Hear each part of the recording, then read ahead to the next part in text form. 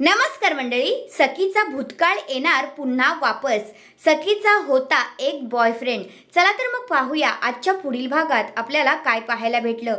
आता इकडे सखी सरकारच्या संदिशी कानाखाली वाजवून देते आणि पोलिसांना सखीने बोलावलेलं असतं आणि म्हणते की हिला अटक करा आणि घेऊन जाईत ना, असं सखी आता बोलते. मग सरकार म्हणते, ए सखी, तुला काय वाटलं ग, तू मला अटक करणार, सगळं संपलं. पण तू मला अटक करून खूप मोठी चूक केलेली आहेस आणि आता तुला असं वाटतंय मला अटक केल्यानंतर तू खुश राहशील, तर तसं होणार नाहीये.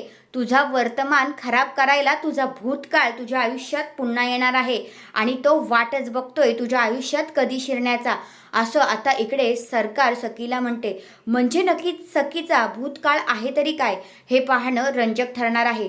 तर सखी पण म्हणते की माझा भूतकाळ.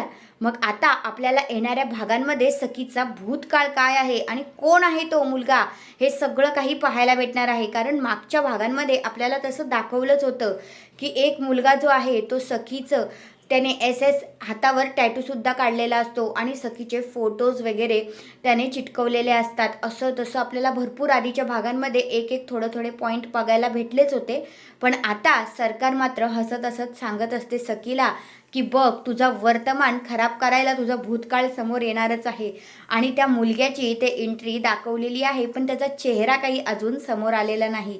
तर तुम्हाला काय वाटतंय, सखीचा कोण असेल भूतकाळ आणि येणारे भाग असेच पाहायला मज्जा येणार आहे खरंच. तर हा आहे आजचा पुढील भाग. तुम्ही सुद्धा या भागांसाठी एक्सायटेड आहात का, ते कमेंट करून नक्कीच सांगा. धन्यवाद.